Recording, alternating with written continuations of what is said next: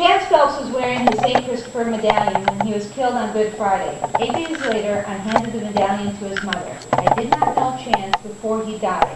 Today I miss him. This was said by Lieutenant Colonel Michael Strobel, who journeyed home with the fallen soldier Phelps. We all hear about them, we all know them, we know we need them, and we appreciate every day what they do for us. But when in the line of duty they die for us, do we know, or in fact do we even care what happens to them? I was raised with many family and friends who served in Homeland Security. I stood graveside over a dozen times and heard the distinctive shots of a military funeral. This background, plus the story of Chance Phelps, is what inspired me to bring this demonstration to you today. Today I hope to inspire you and inform you towards patriotism by presenting to you the dignity of transfer. First, I'm going to tell you the protocol that all military branches utilize for the dignity of transfer. Second, we're going to look at the procedure that it takes. And then third, the presentation. The set protocol all military branches must adhere to, since the desire is to treat fallen heroes with respect that they deserve. One main purpose is this: it is universal to all military branches. This is in accordance to the Air Force Mortuary Affairs Operations Center. It is to ensure that each soldier is treated with dignity during complete transfer, as well to ensure that the fallen soldier receives the honor due for his unselfish sacrifice. The first responsibility of those performing an escort is, in the Naval Military Personnel Command 2009 Manual, page 6, it states, your primary duty is to assure that the safe delivery and transfer of custody of the remains to the next of kin or his or her authorized representative. Now you have a glimpse of how serious the military takes the honor. Let's look at some of the details it takes to do it. If you were sending something very precious to somebody that you loved, you would want them to receive it intact or the way that you sent it, and with some dignity and some honor. The procedure, how this is accomplished, is in a number of ways, one of which is the body preparation. It's necessary that the remains in which they ship and the container that they ship in is marked clearly and is marked with dignity, as well the draped coffin that we all have come to know and recognize, and then that the consignee is also stated on there, so that when you arrive, you know who is the authorized representative to receive the remains. Second is uniform appearance. First, the fallen soldier is decorated, and that his uniform is impeccable, including his hair.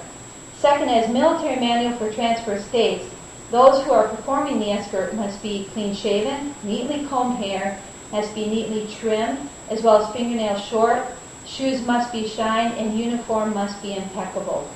They are not allowed to smoke or partake in any form of alcohol during the transfer. Second part of the procedure is the transfer. We're going to look at 3 of those. One is the transfer en route. The Military Transfer Manual, page 7, escorts ensure that the delivery is made from point A to point B without any delays. If there is a delay, they must call ahead and notify the family that it's going to take place. They cannot call collect because they want to ensure that no further hardship is due to the family. Second is the transport vehicle. The inspection of the flag is done every time the coffin is removed from the vehicle and transported to another vehicle, including whether or not it's in and out of the carrier. All military will come alongside that are called on duty, and they will actually perform a salute as the coffin passes by them. The coffin will never be unattended, and the same vehicle must be inspected at every time. You might think after all this is done that that must be it, but there's still yet one final step. Today we looked at how the soldier gets to its final location. Let's look at the final presentation. My last point is a presentation, or the final salute. At the arrival, there's 2 things that must happen. First, it has to be turned over to the funeral director. Secondly, the family has to be notified. They have to also inspect the coffin and make sure no damage has taken place.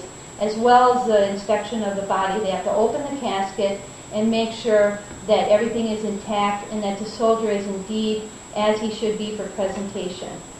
Following arrival and dismissal, according to Air Force Training Manual, page 9, the escort must receive the receipt of remains, and it is then and only then that their duties are complete. Part of the dismissal is a final farewell. Often the soldier is not required to stay, but they do stay and they offer one last dignified salute. Today we looked at respectful homecoming of a fallen soldier. We looked at how serious the military is regarding to protect the dignity and maturing constant respect, inspection, and transfer. We say that we are proud not because they died, but because they stood up and followed the orders given them. They did not run, nor did they hide. This was said of Wife Sergeant Daniel Smith. Dignity is deserved. It is a right acquired by their unselfish sacrifice for us. I encourage you to watch the story of Chance Phelps. And that's all we have for today. If you have any questions, now would be a good time for those. Any questions?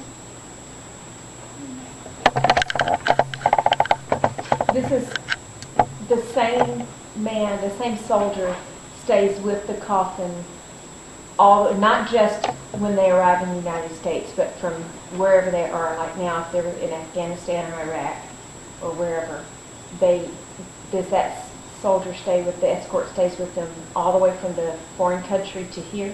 What happens is they are transported from the foreign country, wherever it might be, or even if it's here. Mm-hmm. All bodies have to go through Dover Station. All branches, doesn't matter the branch, they all go through Dover Air Force Base, mm-hmm. and that's where the mortuary is, where they do the body preparation, mm-hmm. as well as they clean all the personal belongings of the soldiers, mm-hmm. like intrinsically underneath the light. They scrub, polish, watches, everything that the officer had with them, and prepare it for reception. So all bodies go there, and it's from there that their commanding officer, or a commanding officer from their regiment, actually transports them from that point. Is that? Yes, but you said an officer, but is it? It has to be an officer. Okay. An officer, a higher ranking officer, does the transport. Okay. Anything else?